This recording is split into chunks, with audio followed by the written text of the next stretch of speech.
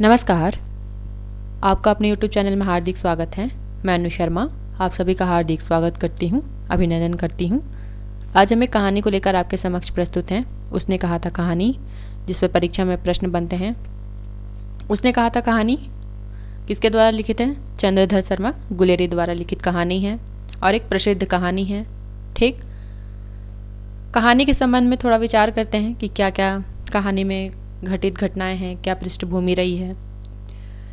तो यह कहानी प्रथम विश्व युद्ध की पृष्ठभूमि पर आधारित कहानी है। पहला ही बिंदु बहुत महत्वपूर्ण है, इस पर प्रश्न बनते हैं और कई बार बने हैं, आगे भी बनने की संभावना है। ठीक, तो ध्यान में रखेंगे। जो उसने कहा था कहानी है, किस विश्व युद्ध पर आधारित है? तो वह प्रथम विश्व युद्ध पर आधारित है। उसकी पृष्ठभूमि में प्रथम विश्व युद्ध की कहानी है। ठीक, साथ ही यह कहानी जो है प्रेम, बलिदान और कर्तव्य की भावना को दर्शाती है। क्या मैंने बताया? सबसे पहला बिंदु तो यही है कि प्रथम विश्व युद्ध की पृष्ठभूमि है इस कहानी में। ठीक, प्रथम विश्व युद्ध की पृष्ठभूमि पर आधारित कहानी है। इसके साथ ही इस कहानी में हमें क्या देखने को मिलेगा? प्रेम, बलिदान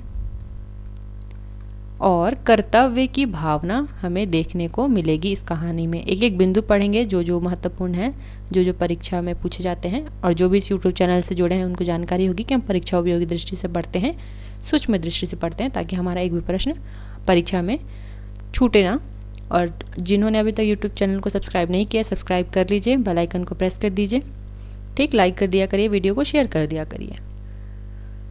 इस कहानी में एक पात्र है लहना सिंह। उसको क्या होता है, एक बचपन में एक लड़के से प्रेम होता है। ठीक, और बाद में वही लड़की मिलती है उसको 25 वर्ष बाद। किस अवस्था में मिलती है? तो सूबेदारनी बनती है। और वह जो है लहना सिंह से एक तरह से मैं कहूँ वचन लेती है कि उसके पति और उसके पुत्र की, एकमात्र पुत्र की युद्ध में रक्षा करेगा लहना सिंह। और हम देखेंगे कि इस कहानी में जो लहना सिंह है वह इसी वचन को पूरा करता है अपनी प्राणों की आहुति देकर। ठीक, होता क्या है इस कहानी में? तो अमृतसर के बाजार में बचपन में लहना सिंह, अभी मैंने बताया, लहना सिंह और एक लड़के की मुलाकात होती है और दोनों में प्रेम हो जाता है। लेकिन लड़की की सगाई हो जाती है। 25 वर्ष बाद की फिर घटना, 25 वर्ष का अंतराल आता है। फिर 25 वर्ष बाद लहना सिंह किस रूप में दिखाया गया है इस कहानी में? तो लहना सिंह एक सैनिक के रूप में दिखाया गया है। ठीक, जो कि मैदान में लड़ रहा है, मैदान में है सैनिक के वेश में। जहां उसकी मुलाकात होती है सूबेदारनी से, जो वही लड़की है जिससे वह बचपन में प्रेम करता था। सूबेदारनी अपने पति और बेटे की रक्षा के लिए वचन मांगती है लहना सिंह से, और लहना सिंह अपने वचन का पालन करने के लिए अपने प्राणों की आहुति दे देता है, अपने प्राणों की बाजी भी लगा देता है। इनफैक्ट वो मर जाता है, लहना सिंह की मृत्यु भी हो जाती है। तो क्या है इस कहानी का प्रमुख विषय? तो हम देखेंगे प्रेम, बलिदान, कर्तव्यनिष्ठा, युद्ध का चित्रण है इस कहानी में। ठीक, तो अब आगे चलते हैं। क्या है इस कहानी का सूक्ष्म मैंने बता दिया। तो अब क्या चीज़ें हैं जो महत्वपूर्ण है, जो जानने योग्य है, जो परीक्षा में पूछे जाते हैं? वह है सबसे पहले चंद्रधर शर्मा गुलेरी के बारे में। हिंदी के प्रमुख रचनाकार पंडित चंद्रधर शर्मा गुलेरी जी के पूर्वज मूलतः गुलेर जिला कांगड़ा से थे। कहाँ से थे चंद्रधर शर्मा गुलेरी के पूर्वज? तो वह जो हैं वह गुलेर नामक एक जिला जो कि कांगड़ा से थे। कौन? उनके पूर्वज। वहीं से उन्होंने अपना नाम लगाया चंद्रधर शर्मा गुलेरी, क्योंकि उनके पूर्वज कहाँ से थे? तो गुलेर नामक स्थान से थे। इनके पिता पंडित शिवराम आजीविका से बंधे जयपुर चले गए। कहाँ चले गए इनके पिता? जयपुर चले गए। ठीक, शिवराम शास्त्री जी के यहाँ गुलेरी जी का जन्म 7 जुलाई 1883 को पुरानी बस्ती जयपुर में हुआ था। ध्यान में रख लेंगे कि कहाँ हुआ था? गुलेरी जी का जन्म तो वह हुआ था 7 जुलाई 7 जुलाई नहीं भी ध्यान रखेंगे, लेकिन 1883 ध्यान में रख लीजिएगा, क्योंकि जो प्रमुख रचनाकार है, कहानीकार हैं, उनके जन्म वर्ष को प्रकाशन वर्ष के साथ लगाने के लिए क्रम से दे देता है, तो ध्यान में रखना है 1883 को इनका जन्म हुआ है। कहाँ हुआ है? पुरानी बस्ती जयपुर में।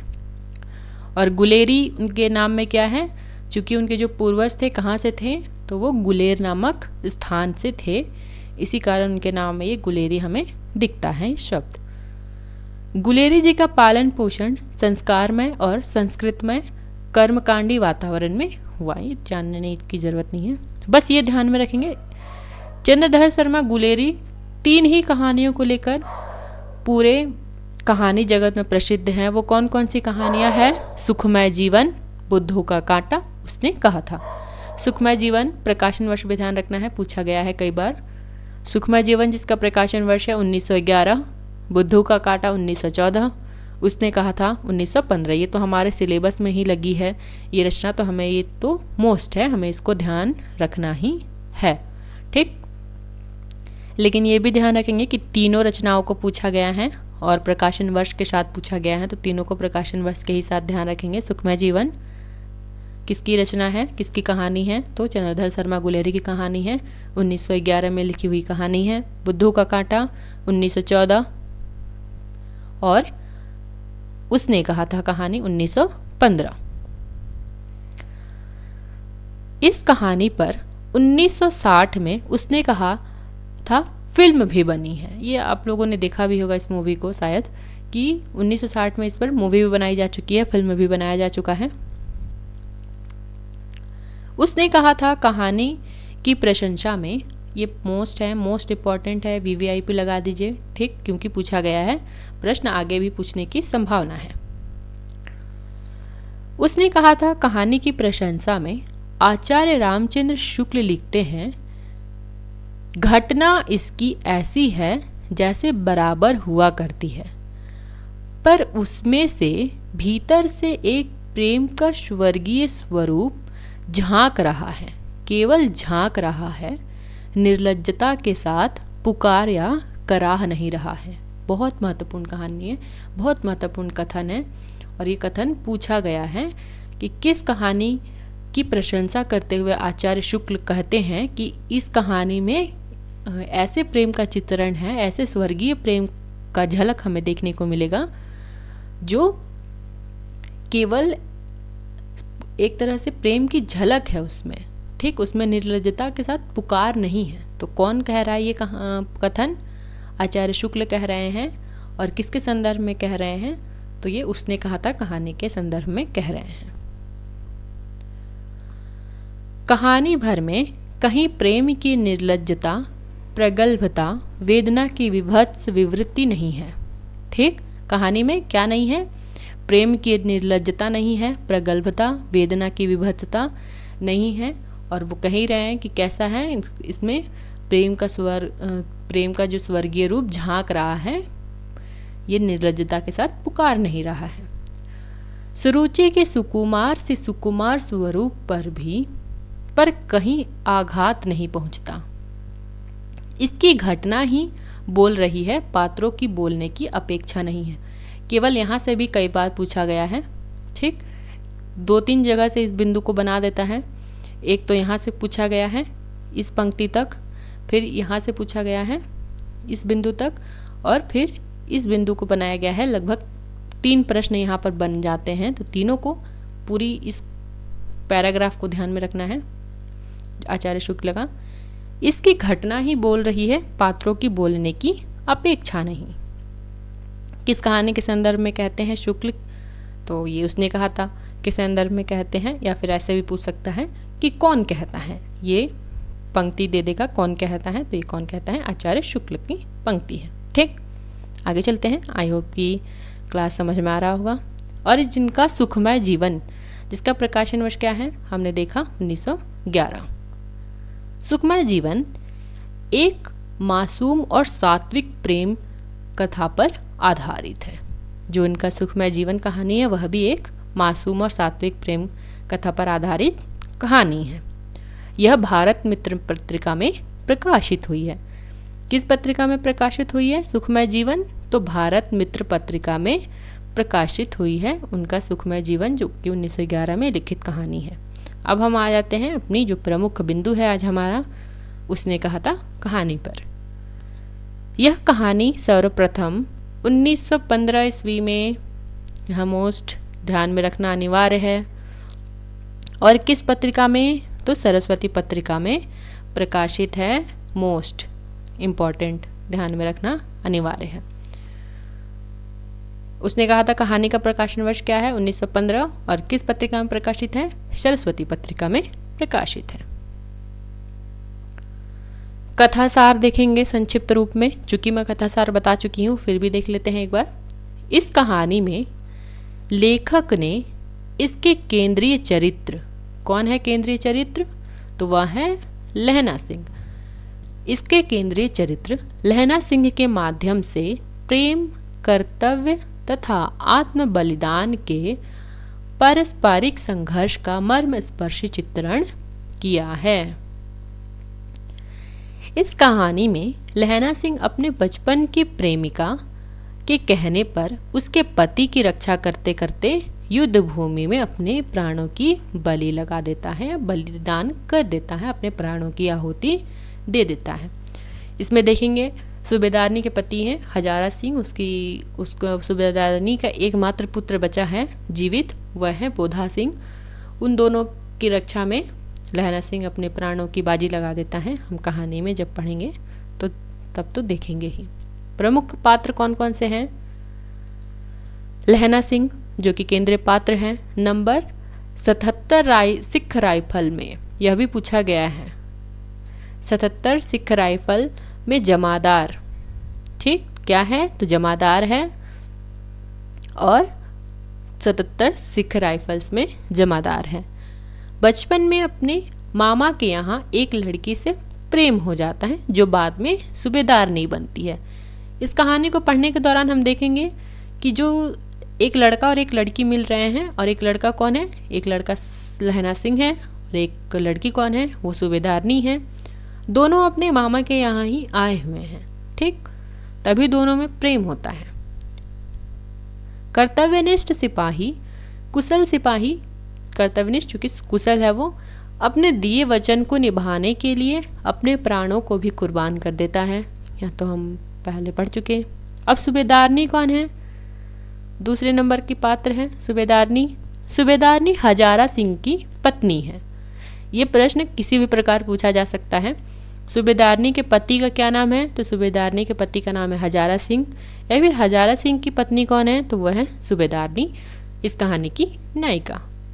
बोधा सिंह की माँ और इसके बेटे का क्या नाम है? बोधा सिंह उसके बेटे का नाम है सूबेदारनी के। बचपन में अपने मामा के यहाँ लहना सिंह से मिलती है जो उसकी जान बचाता है। हम देखेंगे कि क्या करता है लहना सिंह, उसकी जान बचाता है तांगे वाले के नीचे आने से। लहना सिंह से अपने पति और पुत्र की रक्षा के लिए भिक्षा मांगती है।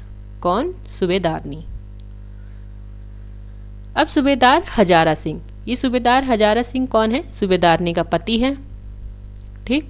बोधा सिंह का पिता है, उसके पुत्र का क्या नाम है? बोधा सिंह, जो कि सूबेदार हजारा सिंह और सूबेदारनी का पुत्र है।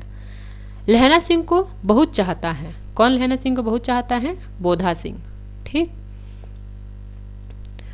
बोधा सिंह भी चाहता है लहना सिंह को, लहना सिंह भी बोधा सिंह को बहुत चाहता है। हम आगे जब कहानी में पढ़ेंगे तो देखेंगे। सरकार ने खुश होकर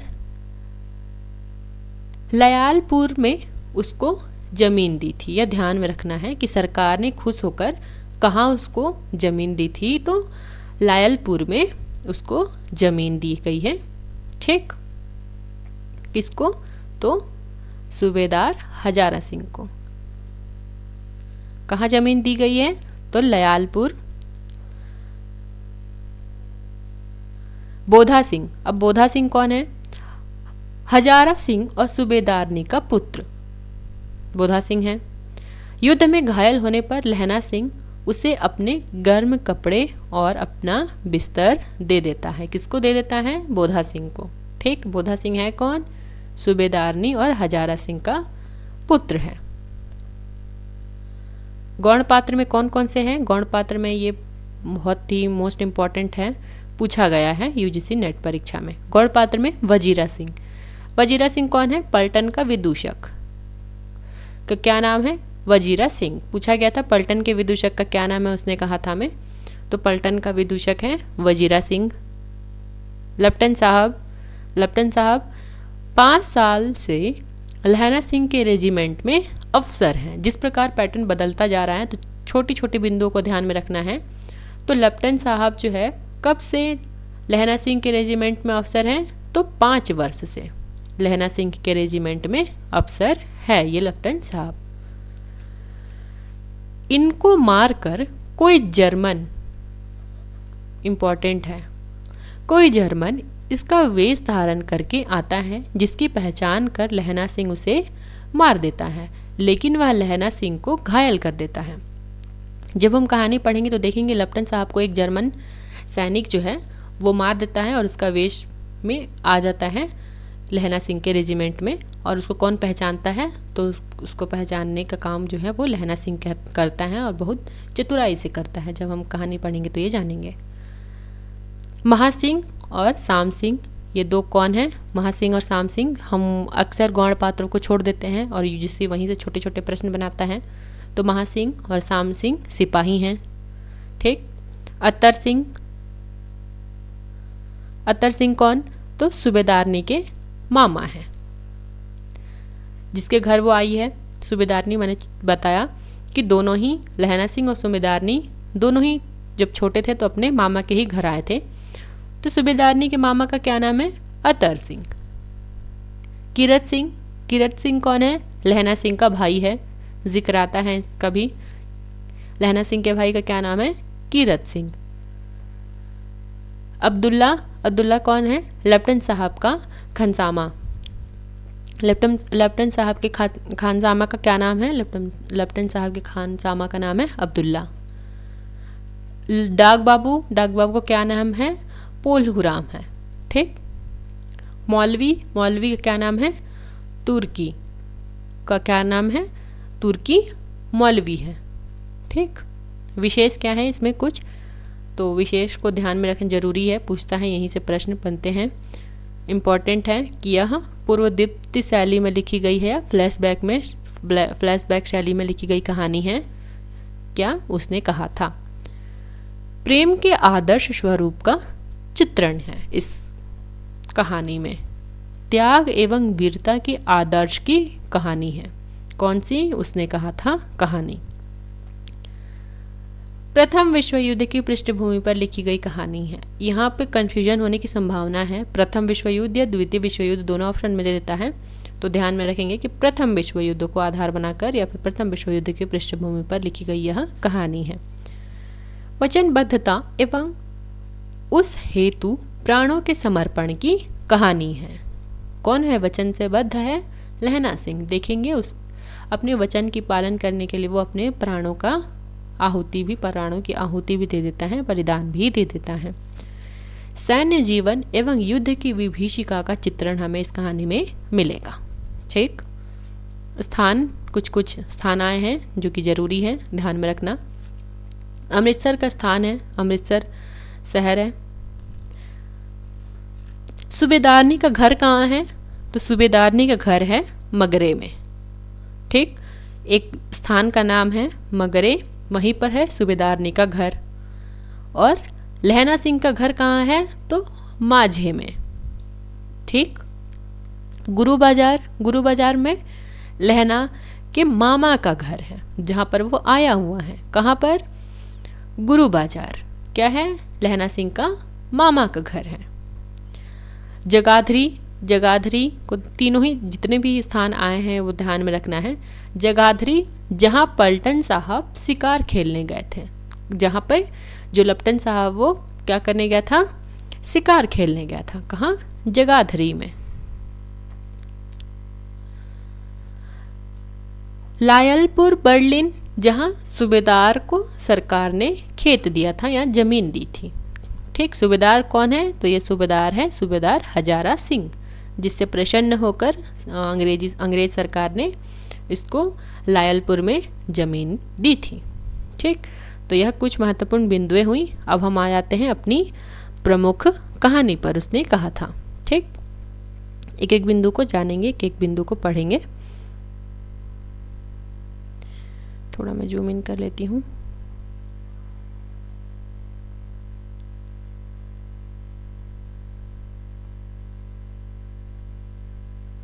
उसने कहा था कहानी है, चंद्रधर शर्मा द्वारा लिखित कहानी है। ठीक, पेन की साइज भी थोड़ा सा घटा देती हूँ।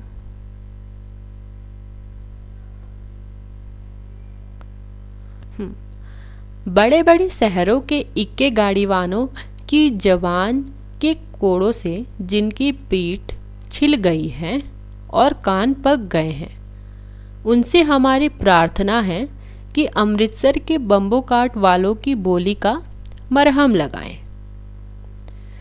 जब बड़े बड़े शहरों की चौड़ी सड़कों पर घोड़े की पीठ चाबुक से धुनते हुए इक्के वाले कभी घोड़े की नानी से अपना निकटवर्ती संबंध स्थापित करते हैं, कभी राह चलते पैदलों की आँखों के न होने पर तरस खाते हैं। ठीक, ये हम महसूस कर सकते हैं, अगर आपने भी फील किया होगा ये सब चीज़ें, कि कुछ कुछ लोग घोड़े की नानी वगैरह से चीज़ें का प्रयोग करते हैं। ठीक, और कुछ कुछ पैदल लोगों को क्या बोलते हैं कि अंधा है क्या, तुमको दिखाई नहीं दे रहा है?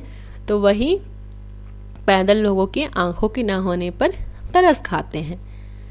कभी उनके पैरों की अंगुलियों के पोरों की चिघड़ अपने ही को सताया हुआ बताते हैं और संसार भर की ग्लानि, निराशा और क्षोभ के अवतार बने नाक की सींध चले जाते हैं। जब अमृतसर में उनकी बिरादरी वाले तंग चक्करदार गलियों में हर एक लड्ढी वाले के लिए ठहर कर शब्र का समुद्र उमड़ा कर, बचो खालसा जी, हटो भाई जी, ठहरना भाई जी, आने दो लाला जी, हटो बाछा कहते हुए सफ़ेद फेंटों, खच्चरों और बत्तकों, गन्ने और खोमचे और भारे वालों के जंगल में से राह खेते हैं। क्या मजाल है कि जी और साहब बिना सुने किसी को हटना पड़े। यह बात नहीं कि उनकी जीभ चलती नहीं, पर मीठी छुरी की तरह महीन मार करती हुई चलती है। ठीक, यदि कौन इक्के वाले के बारे में बात की जा रही है। यदि कोई बुढ़िया बार बार चितौनी देने पर भी लीक से नहीं हटती, तो उनकी बचनावली के ये नमूने हैं। किस प्रकार कहते हैं, अगर कोई वृद्ध महिला है या फिर कोई स्त्री है जो कि बूढ़ी हो गई है, अगर उसको हटने के लिए कहा भी जा रहा है, अगर वो हट नहीं रही है, तो किस प्रकार के शब्दों का प्रयोग करते हैं, देख लीजिए।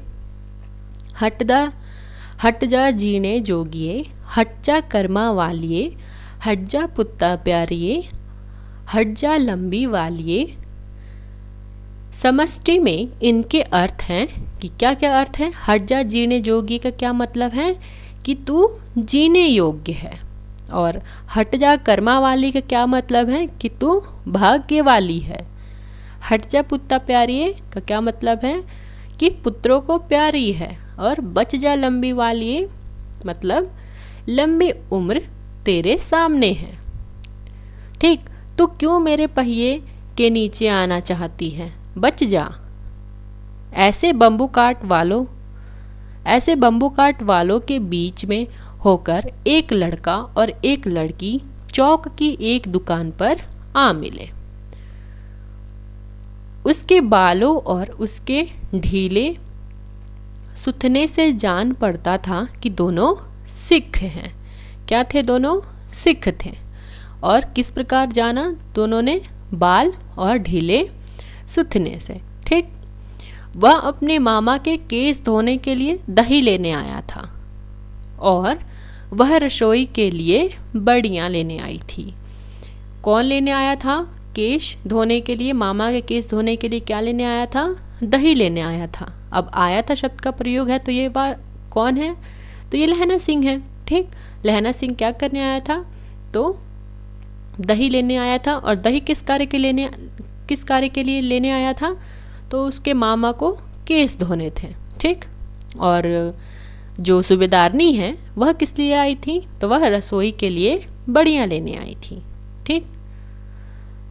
दुकानदार एक परदेसी से गुथ रहा था जो सेर भर गीले पापड़ों की गड्डी को गिने बिना हटता ना था। तेरे घर कहाँ है? मगरे में। और तेरे? माझे में। अब मगरे में किसका घर है और माझे में किसका घर है, आप लोग मुझे कमेंट में बताइए, क्योंकि मैं पहले ही बता चुकी हूँ मगरे में किसका घर है और माझे में किसका घर है। ठीक। माझे में। यहाँ कहाँ रहती है? अतर सिंह की बैठक में, वे मेरे मामा हैं। ठीक। तो क्या था? सूबेदारनी के मामा का क्या नाम था? मैंने बताया था ना, सूबेदारनी के मामा का क्या नाम है? तो सूबेदारनी के मामा का नाम है अतर सिंह। ठीक। और दोनों क्या करने के लिए आए हैं? तो दोनों किस कार्य के लिए आए हैं? एक बढ़िया लेने आई है और एक दही लेने आया है। और दही क्या करने के लिए? अपने मामा का उसको केस धोना है। ठीक। आगे चलते हैं। आगे है, मैं भी मामा के यहाँ आया हूँ, उनका घर गुरु बाजार में है। अब गुरु बाजार में किसका घर है? मैंने बताया है पहले ही कि मगरे में किसका घर है? तो मगरे में है सूबेदारनी का घर। माझे में किसका घर है? तो माझे में लहना सिंह का घर है। गुरु बाजार में किसका घर है? गुरु बाजार में है लहना सिंह का मामा घर। ठीक। अब आगे चलते हैं।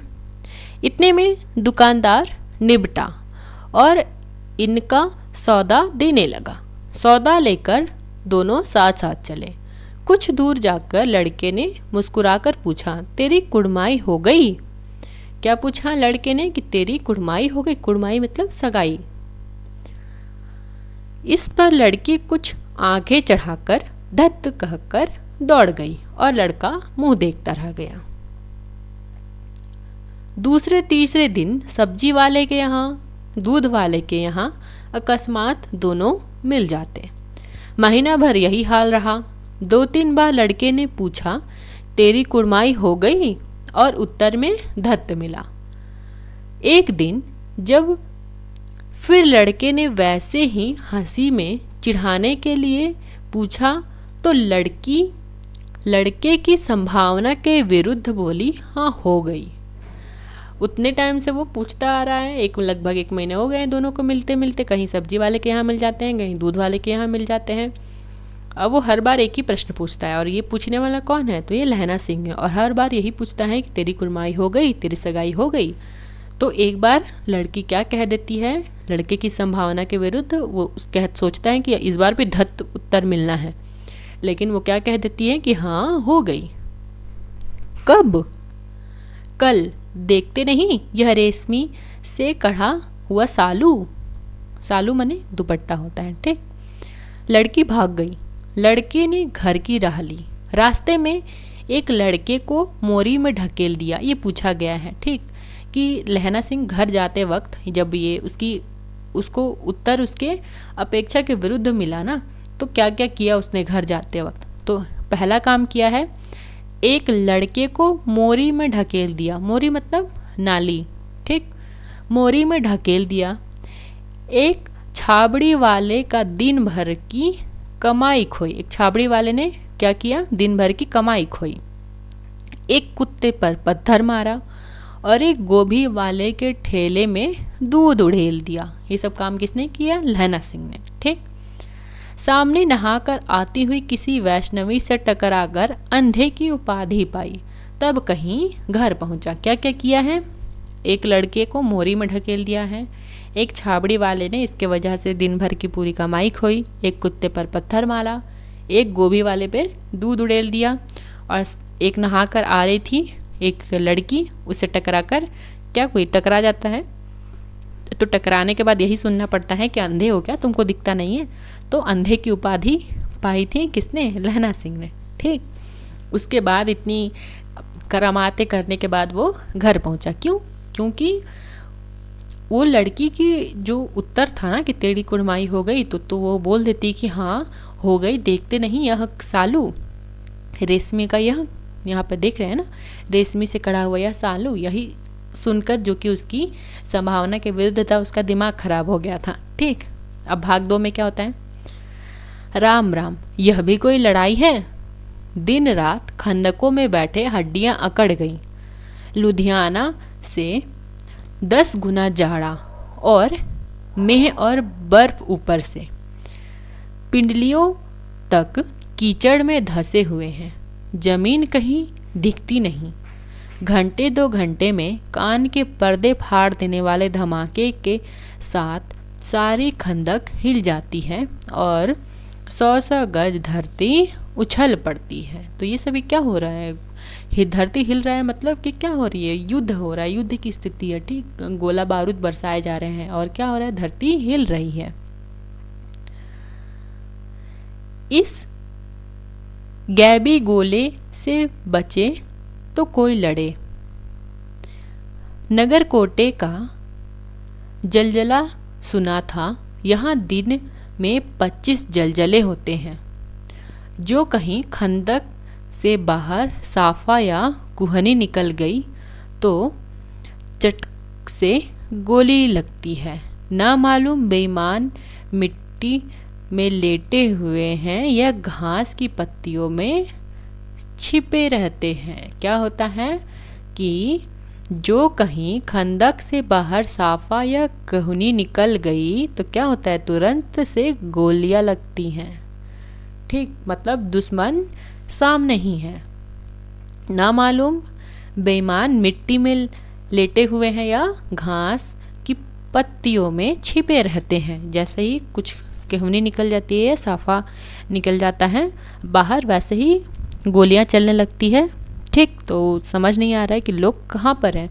जो सैनिक है विरुद्ध जो दल का है, वो लोग, जो सैनिक है वो समझ नहीं पा रहे हैं कि कहाँ हैं, घास में हैं, छिपे हुए हैं कि मिट्टी में लेटे हुए हैं। लहना सिंह और 3 दिन है।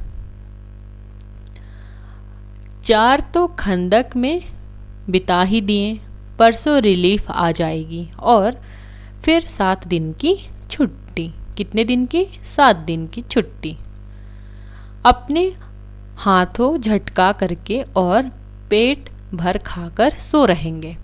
फिर फिरंगी मेम के बाग में मखमल का सा हरा घास है, फल और दूध की वर्षा कर देती है। लाख कहते हैं दाम नहीं लेती, कहती है तुम राजा हो, तुम राजा हो, मेरे मुल्क को बचाने आए हो। कौन कहता है ये? फिरंगी मैम कहती है। ठीक, फिरंगी मतलब अंग्रेज, चूंकि अंग्रेज की तरफ से ही लड़ने गए थे ना लहना सिंह और उसके जो सैनिक है, उसकी जो बटालियन है। ठीक, तो उसका ख्याल रखती है पूरा फिरंगी मैम जो है।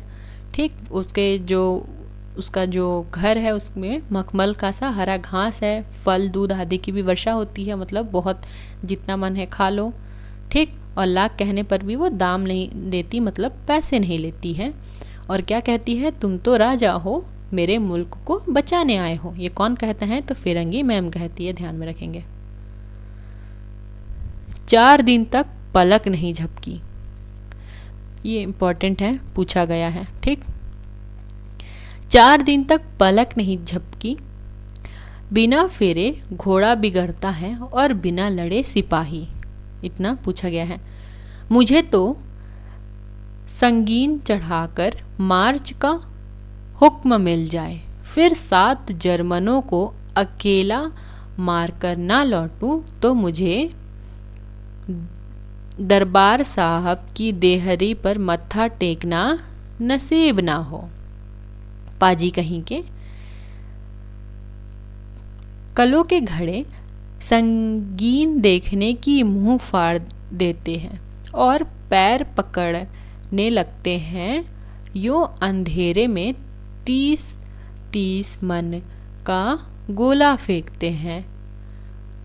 उस दिन धावा किया था 4 मील तक एक जर्मन नहीं छोड़ा था। पीछे जनरल के हट जाने का कमान दिया, नहीं तो अभी तक तो साफा कर चुके होते। ठीक, नहीं तो सीधे बर्लिन पहुंच जाते। क्यों? सूबेदार हजारा सिंह मुस्कुराकर बोले। ठीक, किसने कहा? तो ये सूबेदार हजारा सिंह ने कहा। लड़ाई के मामले जमादार या नायक के चलाए नहीं चलते। बड़े अफसर दूर की सोचते हैं। 300 मील का सामना है, एक तरफ बढ़ गए तो क्या होगा। ठीक, फिर क्या कहता है? सूबेदार जी सच है, लहना बोला, पर करे क्या? हड्डियों में तो जाड़ा धस गया है। ये पूछेंगे कि किसका कथन है कि हड्डियों में तो जाड़ा धस गया है। सूर्य निकलता नहीं और खाई में दोनों तरफ से चंबे की बावलियों कैसे सोते झर रहे हैं। एक धावा हो जाए तो गर्मी आ जाए। कौन कह रहा है? ये कथन किसका है? इम्पॉर्टेंट है, पूछा गया है। तो यह कथन किसका है? लहना सिंह का है। और किससे कह रहा है? तो ये सूबेदार से कह रहा है, सूबेदार जी से कह रहा है। और सूबेदार का क्या नाम है? हजारा सिंह। ठीक, उदमी उठ सिगड़ी में कोले डाल वजीरा, तुम 4 जने बटालियन लेकर खाई का पानी बाहर फेंको। महासिंह और शाम हो गई है। खाई के दरवाजे का पहरा बदल ले। ठीक, किसको? ये महासिंह और श्याम सिंह कौन है? तो ये सैनिक है। यह कहते हुए सूबेदार सारी खंदक में चक्कर लगाने लगे। कौन कहते हैं? किसने कहा कि ये सभी चीज़ें अपना संभाल लो। ठीक, और वजीरा सिंह से क्या कहा कि तुम 4 जने बाल्टियां लेकर खाई का पानी बाहर फेंको। ठीक, खाई में पानी भर गया होगा, उसको बाहर फेंकना है। और श्याम सिंह और महासिंह को क्या करना है? तो खाई के दरवाजे का पहरा देना है। वजीरा सिंह पलटन का विदूषक था। इम्पोर्टेंट है। ठीक, वजीरा सिंह कौन था? पलटन का विदूषक था। बाल्टी में गदला पानी भरकर खाई के बाहर फेंकता हुआ बोला, मैं पाधा बन गया हूँ। करो जर्मनी के बादशाह का तर्पण। ये पूछा गया है। ठीक, इम्पोर्टेंट है कि किसका कथन है कि मैं पाधा बन गया हूँ। इतना ही पूछा गया है, मैं पाधा बन गया हूँ। ठीक, तो ये किसका कथन है? तो ये वजीरा सिंह का कथन है। और वजीरा सिंह है कौन? पलटन का विदूषक। इस पर सब खिलखिला पड़े और उदासी के बादल फट गए। लहना सिंह ने दूसरी बाल्टी भरकर उसके हाथ में देकर कहा, अपनी बाड़ी के तरबूजों में पानी दो।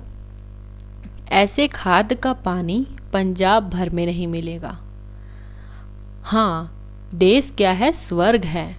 मैं तो लड़ाई के बाद सरकार से 10 धुना जमीन यहाँ मांग लूँगा और फलों के बूटे लगाऊंगा। लाड़ी होरा को भी यहाँ बुला लेंगे या वहीं दूध पिलाने वाली फिरंगी मैम। चुप कर। ठीक, छेड़ा जा रहा है किसको? ये होरा कौन है? ये होरा सूबेदारनी का ही नाम है। ठीक, चुप कर, यहाँ वालों को शर्म नहीं। देश देश की चाल है, आज तक मैं उसे समझा ना सका कि सिख तंबाकू नहीं पीते। क्या नहीं पीते हैं सिख? तंबाकू नहीं पीते। वह सिगरेट देने में हट करती है। कौन? वो जो फिरंगी मैम है, उसको कई बार कह चुका है कि सिख क्या करते हैं? तंबाकू नहीं खाते हैं, नहीं पीते हैं, फिर भी वो सिगरेट देना चाहती है। ओठों में लगाना चाहती है और मैं पीछे हटता हूँ तो समझाती है राजा बुरा मान गया, अब मेरे मुल्क के लिए लड़ेगा नहीं। अच्छा, अब बोधा सिंह कैसा है? अच्छा है, जैसे मैं जानता ही ना हो। रात भर तुम अपने कंबल उसे उड़ाते हो और अपनी सिगड़ी के सहारे, और आप सिगड़ी के सहारे गुजारा करते हो। ठीक, किससे कह रहा है ये? लहना सिंह से कह रहा है कि तुम क्या करते हो? तुम जैसे हम जानते ही नहीं हैं कि तुम बोधा सिंह का पूरा रात ख्याल रखते हो। क्या करते हो कि अपना जो कंबल है, अपने जो गर्म कपड़े हैं, वो बोधा सिंह को दे देते हो और आप किस तरह रात गुजारते हो? सिगड़ी के सहारे। ठीक, आग ताप कर उसके पहरे पर आप पहरा दे देते हो। उसके पहरे पर आप पहरा दे देते हो, मतलब उसके से क्या तात्पर्य है? बोधा सिंह के पहरे पर लहना सिंह खड़ा हो जाता है। ठीक, अपने सूखे लकड़ी के तख्तों पर उसे सुलाते हो, आप कीचड़ में पड़े रहते हो, कहीं तुम ना मादे पड़ जाना, मतलब कहीं तुम ना बीमार पड़ जाना। जो तुम उसको सूखे पर सुला देते हो और स्वयं कीचड़ में सोए रहते हो, तो अपने मत बीमार पड़ जाना। जाड़ा क्या है? मौत है, और निमोनिया से मरने वालों के मुरब्बे नहीं मिला करते। मेरा डर मत करो, मैं तो बुलेल की खड्ड के किनारे मरूंगा। ये कौन कह रहा है? इम्पॉर्टेंट है, मोस्ट इम्पॉर्टेंट है, लगा लीजिए। ये लहना सिंह का कथन है कि मेरा डर मत करो, मैं तो बुलेल की खड्ड के किनारे मरूंगा। भाई कीरत सिंह की गोदी पर मेरा सिर होगा। लहना सिंह के भाई का क्या नाम है? कीरत सिंह। और लहना सिंह का क्या सपना है कि जब वो मरे तो उसका सिर कहाँ हो? भाई कीरत सिंह की गोद पर मेरा सिर होगा, और मेरे हाथों के लगाए हुए आंगन के आम के पेड़ों की छाया होगी। और उसने क्या लगाया है? आम के पेड़ों की छाया के नीचे वो सोचता है कि ऐसे मेरी मृत्यु होगी। वजीरा सिंह ने त्योरिया चढ़ाकर कहा, क्या मरने मारने की बात लगाई है? मरे जर्मनी और तुर्क। हाँ भाइयों, कैसे? दिल्ली शहर ते पिसोर नू जान दिए, कर लेना लौंदा दा बापर माड़िए, कर लेना नादेड़ा सौदा आड़िए, लाना चटाका कुद्दुए नू का बनाया वे माजेदार गोरिए, हुण लाना चटाका कुद्दुए नू। ये सिख भाषा में, मतलब पंजाबी भाषा में है। ठीक, तो ये लोग अपने आप में जो भी मस्ती कर रहे हैं। कौन जानता था कि दाढ़ी वाले घर बारी सिख ऐसे लुच्चों के गीत गाएंगे। ठीक, किस प्रकार के गीत हैं? लुच्चों के गीत हैं। पर सारी खंदक इस गीत से गूंज उठी और सिपाही फिर ताजे हो गए, मानो 4 दिन से सोते और मौज ही कर रहे हो। ठीक, कौन से गीत से? तो यह जो गीत गाया इन्होंने, इसे सभी सिख लोग गाने लगे। ठीक, और इस प्रकार उनका मन चंगा हो गया, जैसे 4 दिन से खाते पीते सोते रहे हैं। ठीक, मौज करते रहे हैं। 3 भाग, तीसरा भाग में क्या होता है? दोपहर रात गई है,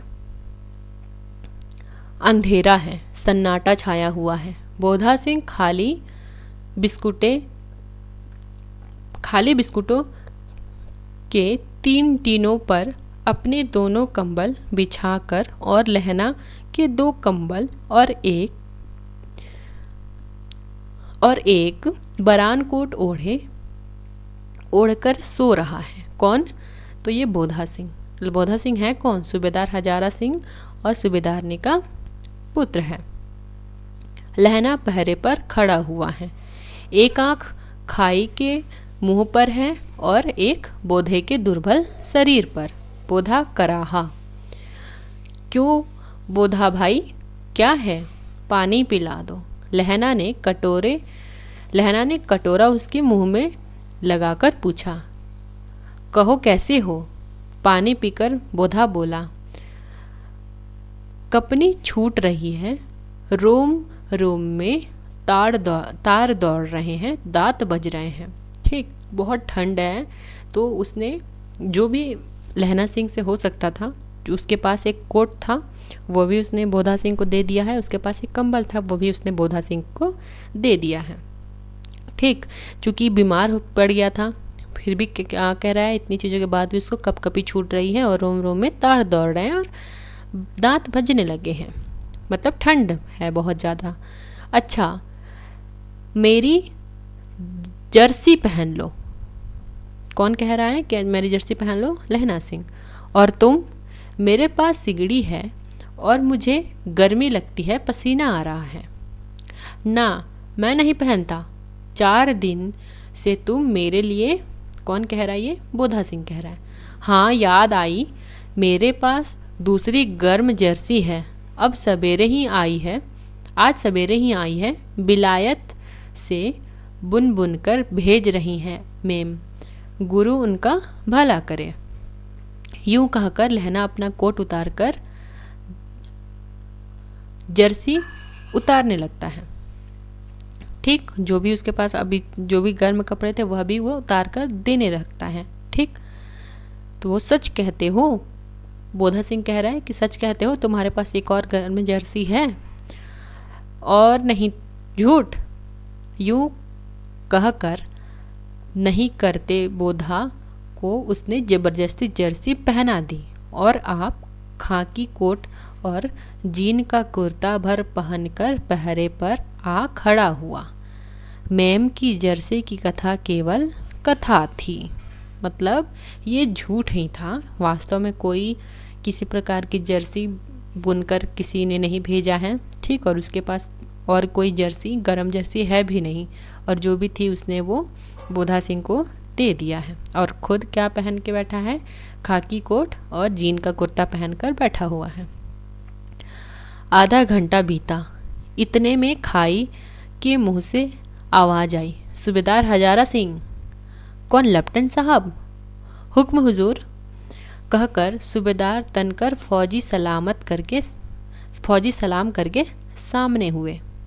देखो, इस समय धावा करना होगा। मील भर की दूरी पर पूरब के कोने में एक जर्मन खाई है, उसमें 50 से ज़्यादा जर्मन नहीं हैं।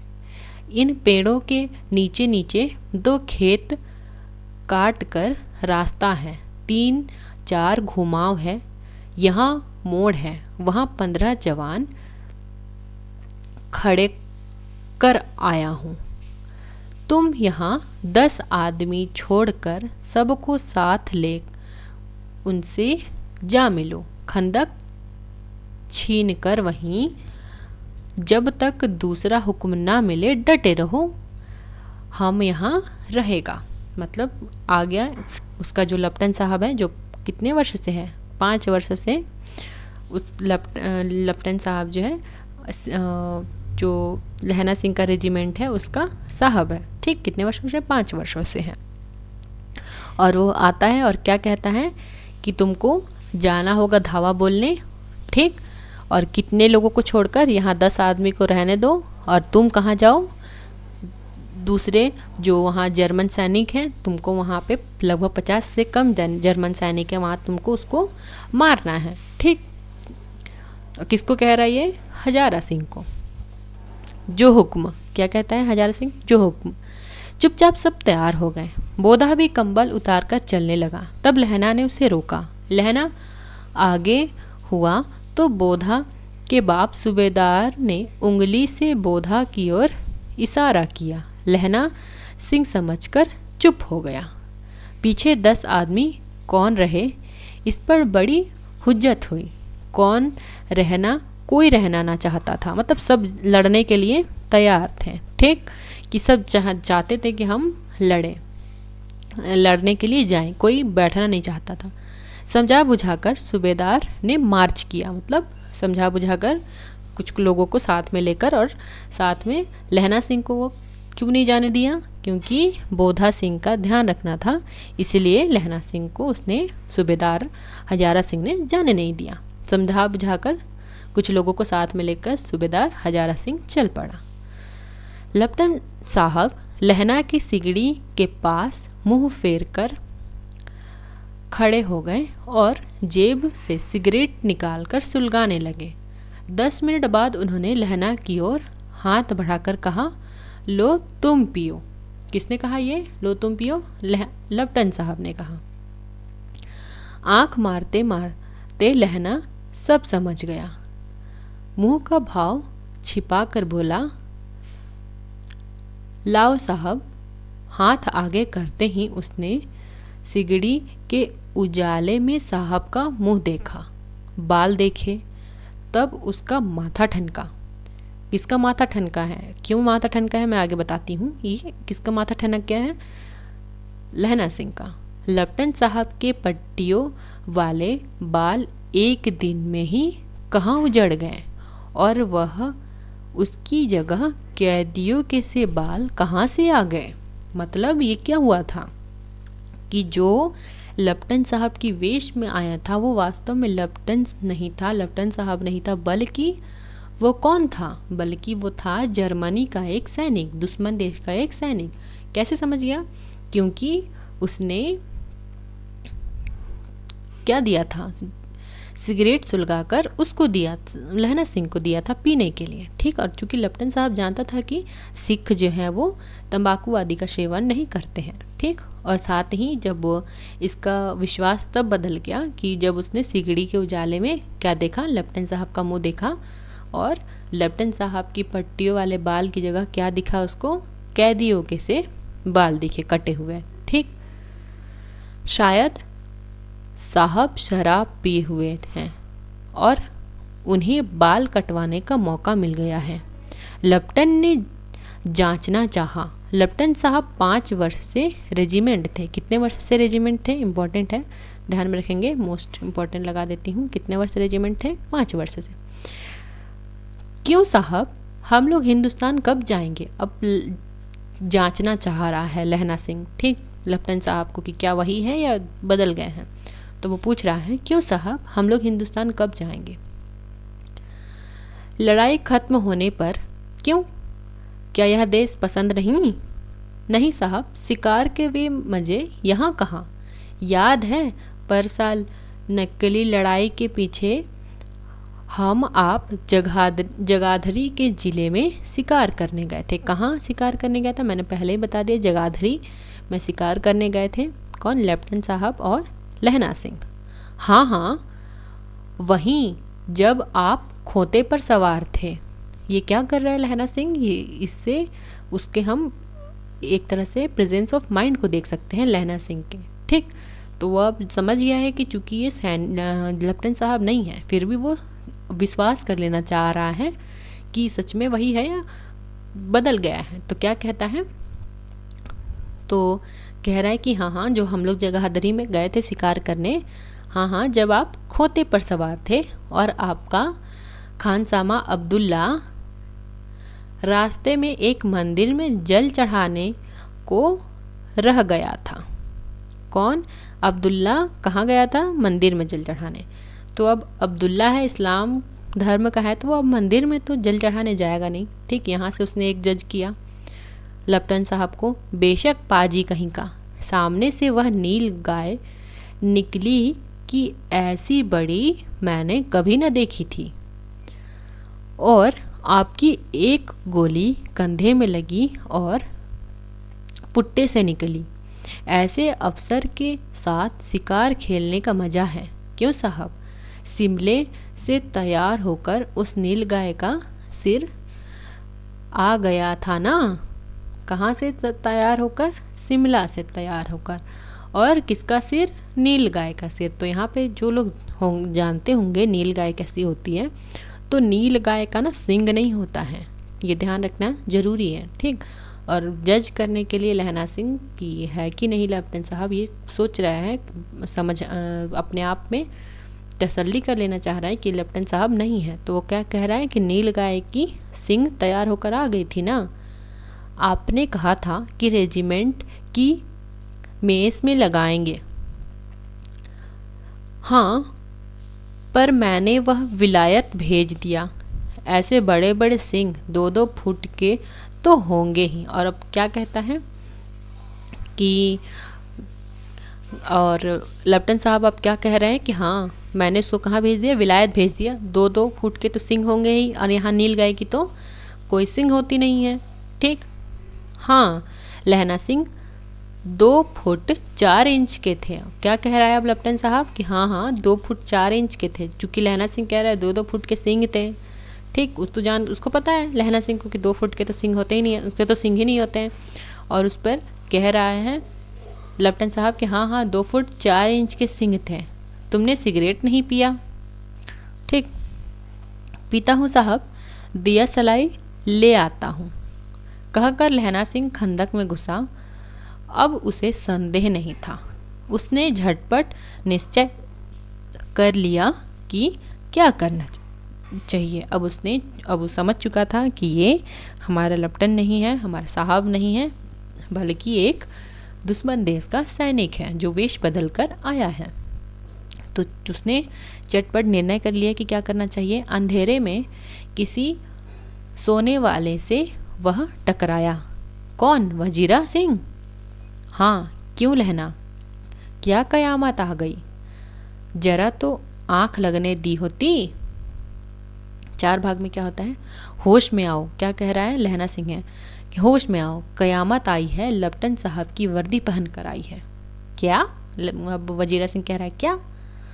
लेफ्टिनेंट साहब या तो मारे गए हैं या कैद हो गए हैं, उनकी वर्दी पहनकर कोई जर्मन आया है। सूबेदार ने इसका मुंह नहीं देखा, मैंने देखा और बातें की हैं। सुहरा साफ उर्दू बोलता है, पर किताबी उर्दू। मुझे पीने को सिगरेट दिया है। क्या क्या? एक तो जो है वो अंग्रेजी बोलता था, अंग्रेज़ था तो अंग्रेज बोलता था उसका लेफ्टिनेंट साहब, लेकिन ये कैसा भाषा बोल रहा है? उर्दू भाषा बोल रहा है और किताबी उर्दू बोल रहा है, ठीक। और सिगरेट दे रहा है उसको पीने के लिए, चूँकि उसका लेफ्टिनेंट साहब जानता था कि ये लोग सिगरेट नहीं पीता है, ठीक। तो अब कह रहा है वजीरा सिंह, अब मारे गए धोखा है। सूबेदार होरा कीचड़ में चक्कर काटते फिरेंगे और यहाँ खाई पर धावा होगा। उठो, एक काम करो, पलटन के पैरों के निशान देखते दौड़ जाओ, अभी बहुत दूर ना गए होंगे। ये कौन पलटन के पैरों के निशान देखते देखते किसके पीछे जाने की बात हो रही है? हजारा सिंह के, जो सूबेदार हजारा सिंह को भेज दिया है लेफ्टिनेंट के वेश में, उसके पीछे जाने की बात कर रहा है, ठीक। सूबेदार से कहो एकदम लौट आए, खंदक की बात झूठ है। चले जाओ, खंदक के पीछे से निकल जाओ, पत्ता तक ना खड़के, देर मत करो। लहना सिंह कह रहा है वजीरा सिंह से कि चल जाओ, जल्दी से उन लोग को लौटा कर ले आओ, क्योंकि ऐसी कोई बात नहीं है, बल्कि उन लोग वहाँ जाएंगे तो मारे जाएंगे। हुक्म तो यह है कि यहीं, तो वो कहता है कि हुक्म तो यही है कि यहाँ रहना है। ऐसी तैसी हुक्म की, मेरा हुक्म। जमादार लहना सिंह जो इस वक्त यहाँ सबसे बड़ा अफसर है, ठीक, उसका हुक्म है। मैं लेफ्टिनेंट साहब की खबर लेता हूँ कि वो क्या कहता है। वजीरा सिंह कहता है कि हुक्म तो यहाँ रहने की बात हुई है। तो लहना सिंह कहता है कि मैं जमादार हूँ, यहाँ का भी तक का सबसे बड़ा अफसर हूँ, ये मेरा हुक्म है कि तुमको जाना है, और यहाँ जो लेफ्टिनेंट साहब है उसकी खबर तो मैं लेता हूँ, मतलब उसको संभाल लेता हूँ मैं। पर यहाँ तुम 8 हो, यहाँ तो तुम 8 है, 8 नहीं, ये पूछा गया है मोस्ट इम्पॉर्टेंट, ठीक। 8 नहीं 10 लाख, एक एक अकालिया सिख 1.25 लाख के बराबर होता है, चले जाओ। ये कौन कहता है? तो किसका कथन है ये? तो लहना सिंह का कथन है, पूछा गया है। ठीक, कि एक एक जो सिख होता है वो 1.25 लाख सिख के बराबर होता है। लौटकर खाई के मुहाने पर लहना सिंह दीवार से चिपक गया। उसने देखा कि लपटन साहब ने जेब से बेल के बराबर 3 गोले निकाले। तीनों को जगह जगह खंदक की दीवारों में घुसेड़ दिया और तीनों में एक तार बांध दिया। तार के आगे सूत की एक गुत्थी थी जिसे सिगड़ी के पास रखा। बाहर की तरफ जाकर एक दिया सलाई जलाकर गुत्थी पर रखने लगा। मतलब वो क्या कर रहा है कि इस पर बम लगा रहा था। ठीक, बेल के बराबर तीनों जगह पे वो बम को घुसा रहा था। ठीक, बिजली की तरह दोनों हाथों से उल्टी बंदूक को उठाकर लहना ने साहब की कुहनी पर तान कर दे मारा। धमक के साथ साहब के हाथ से दिया सलाई गिर पड़ी। लहना ने एक कुंदा साहब की गर्दन पर मारा और साहब आंख मीन गोट कहते हुए चित्त हो गए, मतलब मर गया एक तरह से। लहना ने तीनों गोले बीन कर खंदक के बाहर फेंके और साहब को घसीटकर सिगड़ी के पास लिटाया। ठीक, और वो उसको ले आके सिगड़ी के पास लिटा दिया और जो तीनों गोले थे बम के उसको खंदक के बाहर फेंक दिया। जेबों की तलाशी ली। 3-4 लिफाफे और एक डायरी निकलकर उन्हें अपनी जेब के हवाले किया। क्या क्या निकला? एक डायरी निकली और 3-4 लिफाफे में निकले और वो उसने लहना सिंह ने अपने जेब में रख लिया। साहब की मूर्छा हटी। लहना हंसकर बोला। अब वो चूँकि बेहोश हो गया था, ठीक, मरा नहीं था, बेहोश हो गया था। अब उसकी मूर्छा हटी तो लहना हंसकर बोला, क्यों लपटन साहब, मिजाज कैसे हैं? अब क्या कहता है लपटन साहब कि कैसे तबीयत है आपकी? चूँकि जान गया था कि अब ये तो लपटन है नहीं। आज मैंने बहुत बातें सीखी। यह सीखा कि सिख सिगरेट पीते हैं। ठीक, कह रहा है कि कैसे मैंने आपको पहचान लिया कि सिख सिगरेट पीते हैं। यह सीखा कि जगाधरी के ज़िले में नील गाय होती हैं और उसके 2 फुट 4 इंच के सींग होते हैं, चूँकि ये सब चीज़ें होती नहीं हैं। यह सीखा कि एक मुस्लिम खानसामा मूर्तियों पर जल चढ़ाए। ठीक, ये सभी बता रहा है कि इन्हीं बातों से मैंने तुमको पकड़ लिया है। और लपटन साहब खोते पर चढ़ते हैं। ठीक, पर यह तो कहो ऐसी साफ उर्दू कहाँ से सीख आए? हमारे लपटन साहब तो बिना डैम के 5 लफ्ज़ भी नहीं बोला करते थे। लहना ने पतलून के जेब की तलाशी नहीं ली थी। साहब ने मानो जाड़े के बचने के लिए दोनों हाथ जेब में डाले।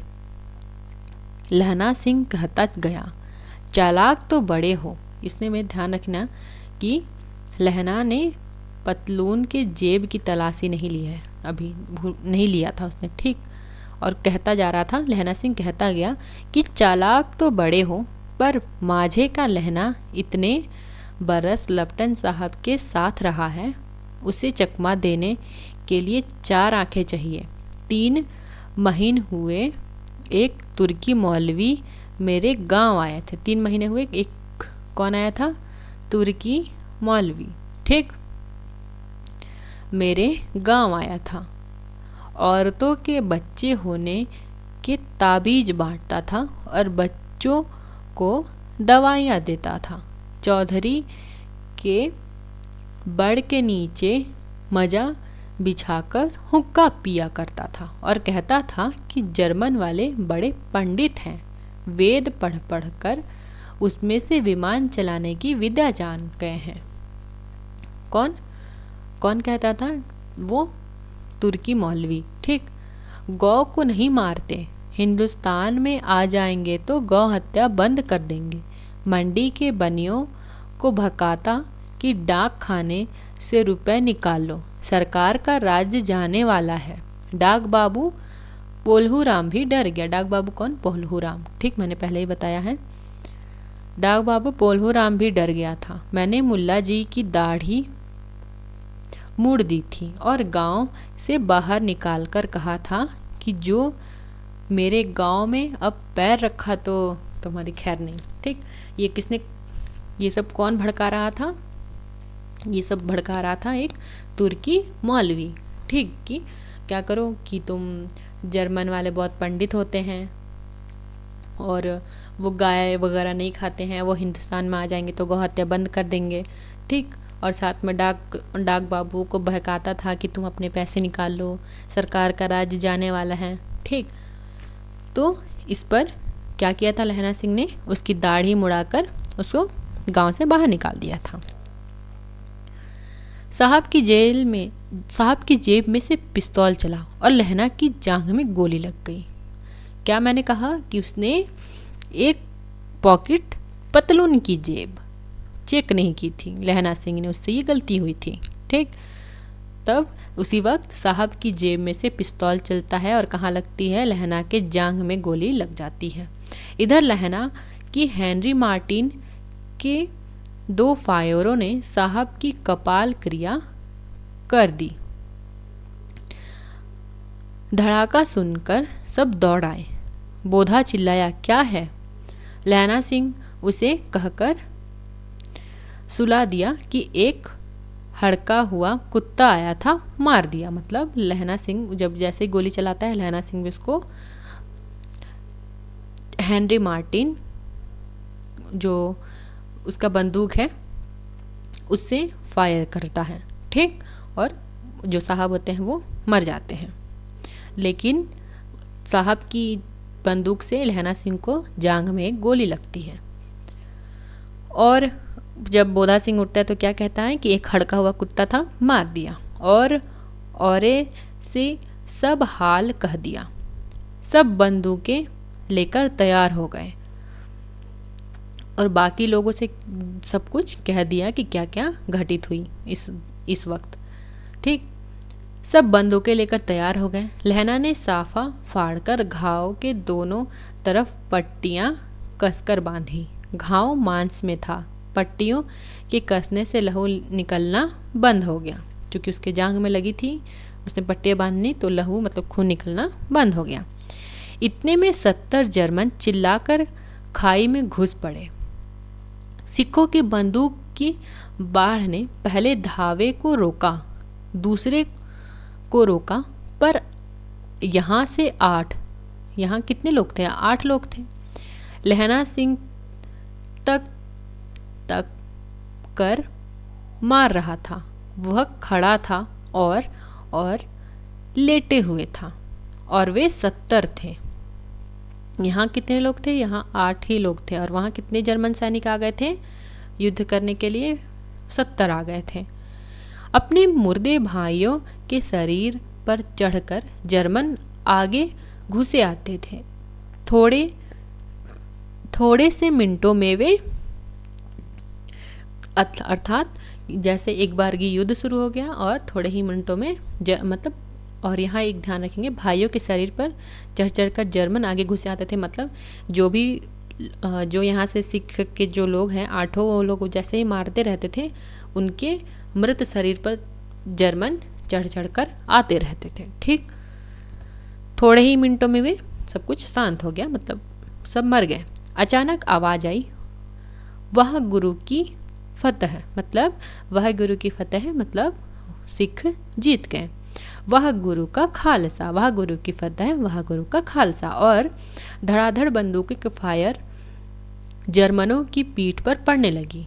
ऐन मौके पर जर्मन 2 चक्की के पाटों के बीच आ गए और दोनों में संघर्ष होने लगा। और 2 चक्की के पाटों के बीच आ गए मतलब पीछे से जो वजीरा सिंह गया था सूबेदार को बुलाने, पीछे से वो लोग आ गए और सामने से जर्मन के सैनिक आ गए। ठीक, पीछे से सूबेदार हजारा सिंह के जवान आग बरसाते थे और सामने लहना सिंह के साथी संगीन चला रहे थे। ठीक, और दोनों आमने सामने आ गए। ये जर्मन के सैनिक हैं और यहाँ से लहना सिंह के सैनिक, लहना सिंह का रेजिमेंट के सैनिक, और यहाँ से हजारा सिंह के सैनिक। ठीक, तो जर्मन बीच में पड़ गए और यहाँ से गोलियाँ चल रही हैं और यहाँ से भी गोलियाँ चल रही हैं।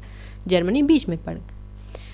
पास आने पर पीछे वाले ने भी संगीन पिरोना शुरू कर दिया। एक किलकारी और अकाल सिख दी फौज आई, वाह गुरु दी फतह, वाह गुरु द खालसा।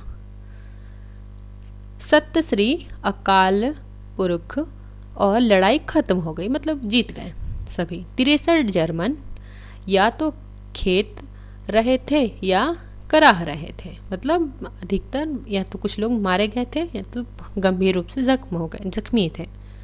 सिखों में 15 के प्राण गए। सिखों में कितने लोग के प्राण गए? या 63 जर्मन या खेत रहे या नहीं, क्रम भी जो नंबर्स दिए हुए हैं वो भी ध्यान ही रख लीजिए, क्योंकि दे दिया गया है नंबर तो ध्यान में रखना ज़रूरी है। अगर एग्जामिनर का ध्यान यहाँ जाता है तो प्रश्न बन जाएगा कि 63 जर्मन या तो खेत रहे या तो मारे गए या तो करा रहे हैं, मरने की कगार पे हैं। ठीक, और सिखों में से 15 लोगों के प्राण चले गए हैं। ठीक, सूबेदार के दाहिने कंधे में से गोली आर पार निकल गई।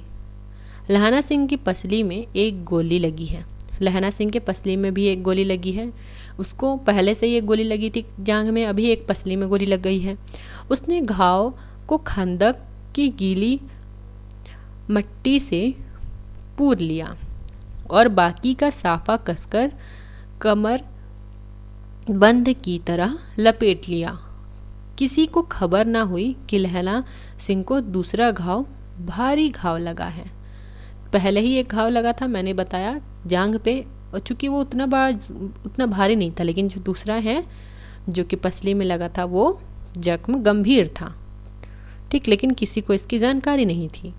लड़ाई के समय चांद निकल आया था, ऐसे चांद जिसमें प्रकाश से संस्कृत कवियों का दिया हुआ छई नाम सार्थक होता है, और हवा ऐसे चल रही थी जैसे बाण भट्ट की भाषा में ये पूछा गया है। ठीक, संस्कृत कवियों का दिया हुआ नाम क्या? छई, सार्थक हो रहा था, और हवा कैसे चल रही थी?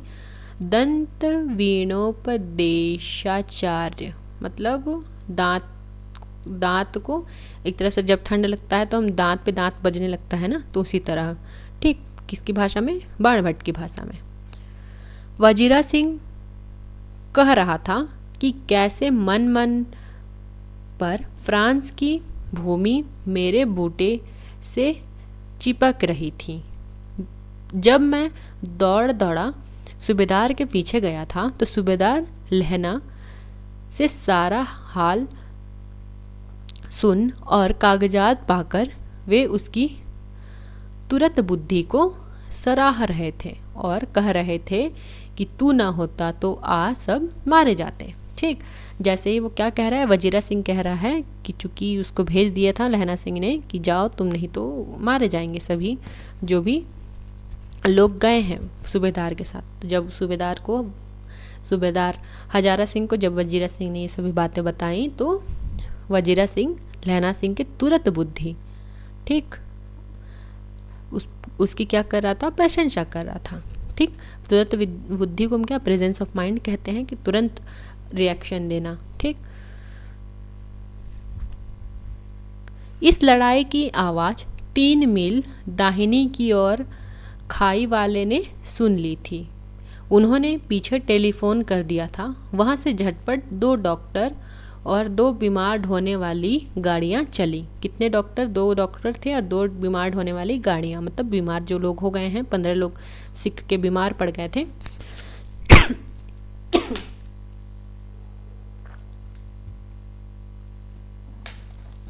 उनको ढोने वाली गाड़ियाँ चली आईं, जो कोई 1.5 घंटे के अंदर आ पहुंची। फील्ड अस्पताल नज़दीक था, सुबह होते होते वहाँ पहुँच जाएंगे, इसलिए मामूली पट्टी बांधकर एक गाड़ी में घायल को लिटाया गया और दूसरे में लाशें रखी गई। 2 गाड़ियाँ आई थी, तो एक गाड़ी में घायलों को लिटा दिया गया है और दूसरे में लाशें रखी गई हैं, जो 15 लोग मृत्यु को जिन्होंने अपने प्राणों की बाजी लगाई है। सूबेदार ने लहना सिंह की जांघ में पट्टी बंधवानी चाहिए, पर उसने यह कहकर टाल दिया कि थोड़ा घाव है, सवेरे देखा जाएगा। सूबेदार हजारा सिंह लगवाना चाहता है उसकी पट्टी, जांघ पर जो उसकी पट्टी बंधी है उस पर मरहम लगवाना चाहता है, चाहता है कि उस पर पट्टी करवा दी जाए, लेकिन वो टाल देता है और उसको दूसरा जो घाव लगा है पसली में, उसकी जानकारी किसी को है ही नहीं। बोधा सिंह ज्वर में बर्रा रहा था, वह गाड़ी में लिटाया गया। बोधा सिंह चूँकि बीमार था पहले ही से, उसको लिटा दिया गया गाड़ी में। लहना को छोड़कर सूबेदार जाते नहीं थे। यह देख लहना ने कहा, तुम्हें बोधा की कसम है। किसने कहा है? ये लहना सिंह ने कहा है। मोस्ट इम्पॉर्टेंट है, पूछा गया है। तुम्हें बोधा की कसम है और सूबेदारनी जी की सौगंध है जो इस गाड़ी में न चले जाओ। मतलब तुमको सौगंध है अपने बेटे की और अपनी पत्नी की कि तुम चले जाओ इस गाड़ी में। और तुम, जब हजारा सिंह कह रहा है, और तुम मेरे लिए वहाँ पहुँचकर गाड़ी भेज देना, और जर्मन मुर्दों के लिए भी तो गाड़ियाँ आती होंगी। मेरा हाल बुरा नहीं है, देखते नहीं मैं खड़ा हूँ, वजीरा सिंह मेरे पास हैं ही। अच्छा, पर बोधा गाड़ी पर लेट गया। बोधा गाड़ी पर लेट गया, भला आप भी चढ़ जाओ। सुनिए तो, ये इम्पॉर्टेंट है, यहीं से सार्थकता समझ में आएगी। उसने कहा था क्यों पड़ा है इसका नाम। सूबेदारनी होरा को चिट्ठी लिखो तो मत्था टेकना लिख देना, और जब घर जाओ तो कह देना कि उसने मुझसे जो कहा था वह मैंने कर दिया है। मोस्ट इम्पॉर्टेंट, यहीं से सार्थकता समझ आती है कि कहानी का नाम उसने कहा था क्यों है। ठीक, क्यों? क्योंकि मैंने पहले ही बताया था कि सूबेदारनी ने वचन लिया था लहना सिंह से कि तुम मेरे पुत्र और मेरे पति की रक्षा करना। ठीक, तो सूबेदारनी होरा ने मुझसे जो कहा था, उसने जो कहा था मुझसे वह मैंने कर दिया है, अर्थात मैंने अपने प्राणों का बलिदान दे दिया है और मैंने हजारा सिंह को और उसके बेटे बोधा सिंह को बचा लिया है। ठीक, गाड़ियाँ चल पड़ी थी। सूबेदार ने चढ़ते चढ़ते लहना का हाथ पकड़कर कहा, तेरे मेरे और बोधा के तैने मेरे और बोधा के प्राण बचाए हैं, लिखना कैसा? घर ही साथ चलेंगे। अपनी सूबेदारनी को तू ही कह देना। उसने क्या कहा था?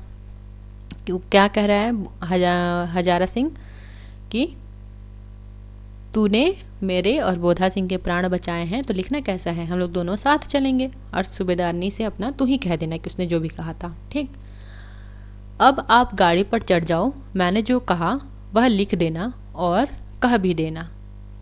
किसने कहा? यह लहना सिंह ने। गाड़ी के जाते लहना लेट गया। वजीरा पानी पिला दे और मेरे कमरबंद खोल दे, तर हो रहा है।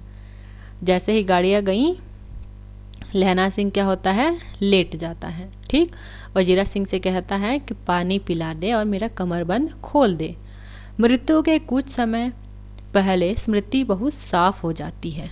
ये पूछा गया है, मृत्यु के कुछ समय पहले स्मृति बहुत साफ हो जाती है, किस कहानी से उद्धृत है? तो ये उसने कहा कहानी से उद्धृत है। जन्म भर की घटनाएं एक एक करके सामने आती गईं। सारे दृश्य के रंग साफ होते हैं। समय की धुंध बिल्कुल उन पर से हट जाती है। समय की धुंध क्या होती है? बिल्कुल ही हट जाती है उन पर से। लहना सिंह 12 वर्ष का है। अब वो फ्लैशबैक है, पूर्व दीप्ति शैली में है, मैंने पहले ही बताया है। तो अब लहना सिंह पीछे की घटनाओं के बारे में सोच रहा है। जब लहना सिंह 12 वर्ष का था। कितने वर्ष का था? 12 वर्ष का। मोस्ट इम्पॉर्टेंट है, ध्यान में रखेंगे। ठीक, जब लहना सिंह 12 वर्ष का था, अमृतसर में अपने मामा के यहाँ आया हुआ था। दही वाले के यहाँ, सब्जी वाले के यहाँ, हर कहीं उसे 8 वर्ष की लड़की मिल जाती थी। 8 वर्ष की लड़की वही सूबेदारनी है। लहना सिंह कितने वर्ष का है? 12 और सूबेदारनी 8 वर्ष की है। ध्यान में रख लेंगे ये क्रम। जब वह पूछता है तेरी कुड़माई हो गई, तब वह धत कहकर भाग जाती है। एक दिन उसने वैसे ही पूछा तो उसने कहा, हाँ कल हो गई। देखते नहीं यह रेशमी के फूलों वाला सालू? सुनते ही लहना सिंह को दुख हुआ, क्रोध हुआ। क्यों हुआ? वजीरा सिंह पानी पिला दे। 25 वर्ष बीत गए। और कितने वर्ष का अंतराल है? 25 वर्ष का अंतराल है जब वो लहना सिंह 77 सिख राइफल में रेजिमेंट हो चुका है, रेजिमेंट में है वो। ठीक, कितने वर्ष का अंतराल आता है? 25 वर्ष का अंतराल आ जाता है। ठीक, अब लहना सिंह 77 राइफल्स में जमादार हो गया है। क्या है वो? अब लहना सिंह 77 राइफल में जमादार पोस्ट पर है। उस 8 वर्ष की कन्या का ध्यान ही ना रहा। ना मालूम वह कभी मिली थी या नहीं। 7 दिन की छुट्टी लेकर जमीन के मुकदमे में पैरवी करने के लिए अपने घर गया।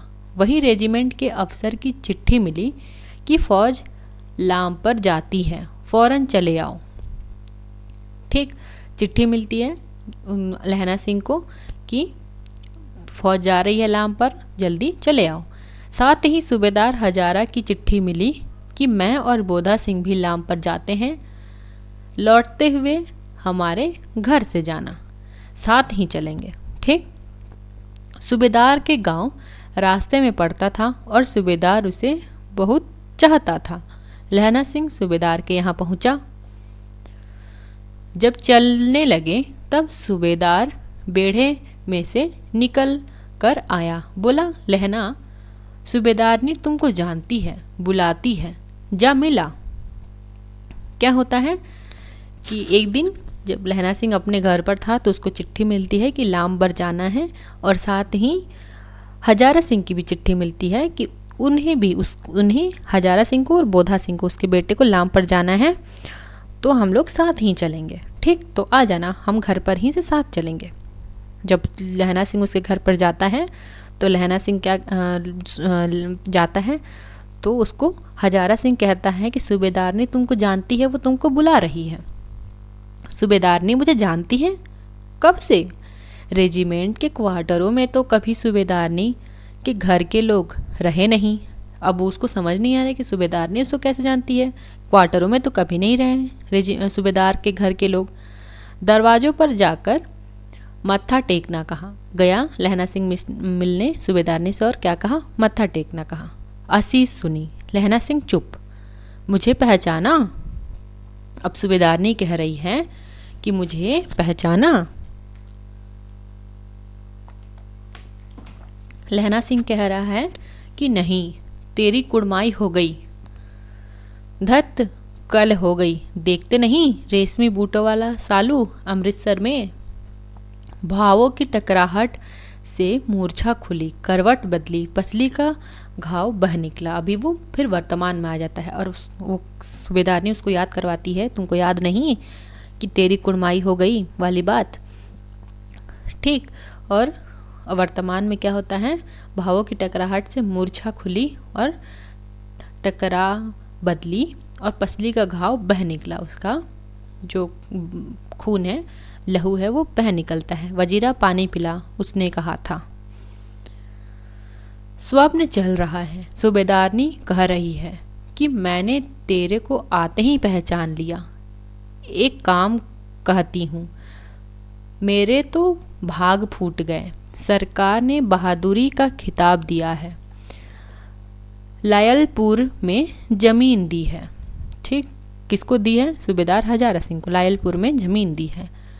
आज नमक हलाली का मौका आया है, पर सरकार ने हम तीमियों की एक घघरिया पलटन क्यों ना बना दी, जो मैं भी सूबेदार के साथ चली जाती। मतलब कि हम स्त्रियों की भी क्यों पलटन नहीं बना दी गई, नहीं तो मैं भी सूबेदार के साथ चली जाती। एक बेटा है फौज में, एक बेटा है, ध्यान में रखेंगे, एक बेटा है फौज में भर्ती हुए उसे 1 वर्ष हुए। कितने वर्ष हुए हैं बोधा सिंह को फौज में भर्ती हुए? 1 वर्ष हुए हैं। मोस्ट इंपॉर्टेंट है, जो भी चीज़ें मैं बता रही हूँ ध्यान में रखना है। उसके पीछे 4 और हुए पर एक भी नहीं जिया। कुल कितने बच्चे हुए थे सूबेदारनी को? 5 बच्चे हुए थे। ठीक, उसमें से केवल एक बोधा सिंह ही बचा है। उसके पीछे जो 4 हुए वो सभी नहीं बचे हैं, मतलब उन सब की मृत्यु हो गई है। सूबेदारनी रोने लगी। अब दोनों जाते हैं मेरे भाग। मुझे याद है एक दिन टांगे वाले का घोड़ा दही वाले की दुकान के पास बिगड़ गया था। तुमने उस दिन मेरे प्राण बचाए थे। कब जब मिलते हैं सूबेदारनी और लहना सिंह तो उस दिन क्या होता है कि टांगे वाले का जो घोड़ा होता है बिदक जाता है, तो वो लहना सिंह छोटी सूबेदारनी को 8 वर्ष की सूबेदारनी को बचाता है। 12 वर्ष का लहना सिंह आप घोड़े की लात में चले गए थे और उसको बचाने के चक्कर में खुद उस घोड़े की लात के नीचे आ गया था। ठीक, लहना सिंह मुझे उठाकर दुकान के तख्ते पर खड़ा कर दिया था। ऐसे ही इन दोनों को बचाना। क्या कहती हैं? इसी तरह दोनों को बचाना। किसको? पति हजारा सिंह को और बेटा बोधा सिंह को। यह मेरी भिक्षा है, तुम्हारे आगे आंचल पसारती हूँ। और वह कहती है कि मैं भिक्षा मांग रही हूँ, तुम्हारे आगे आंचल पसार रही हूँ कि इन दोनों को बचाना। रोती रोती सूबेदारनी ओबरी में चली गई। लहना भी आंसू पोंछता हुआ बाहर आया। वजीरा सिंह पानी पिला, उसने कहा था।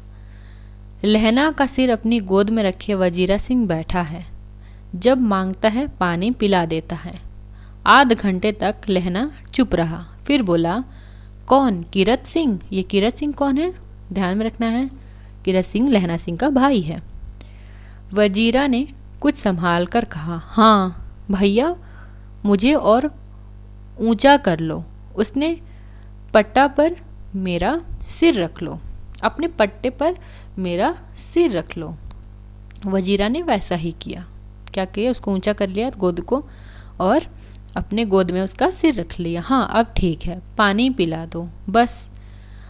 अब के हाड़ में यह आम फूल जाए, फूल फलेगा। चाचा भतीजा दोनों यहीं बैठकर आम खाना। जितना बड़ा मेरा भतीजा है उतना ही यह आम है। जिस महीने उसका जन्म हुआ था उसी महीने मैंने इसे लगाया था, मतलब आम के पेड़ को लगाया था। ठीक, वजीरा सिंह के आंसू टप टप टपक रहे थे। कुछ दिन पीछे लोगों ने अखबारों में पढ़ा, मोस्ट इम्पॉर्टेंट, फ्रांस और बेल्जियम 68वीं सूची, मैदान में घावों से मरा, नंबर 77 सिख राइफल, जमादार लहना सिंह। ये सब लोगों ने किस में पढ़ा? अखबार में पढ़ा। और किस तरह इसको फैला दिया गया इस अखबार में कि घावों से मरा।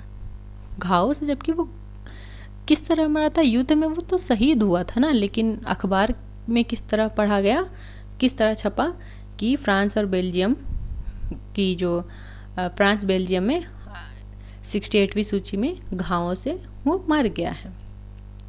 ठीक, तो वो इस तरह छपता है और यही कहानी आकर समाप्त हो जाती है। तो कैसी लगी कहानी ज़रूर बताइए। ठीक, मिलते हैं अब नेक्स्ट वीडियो में। तब तक के लिए चैनल को लाइक कीजिए, शेयर कीजिए, सब्सक्राइब करिए। Tata bye.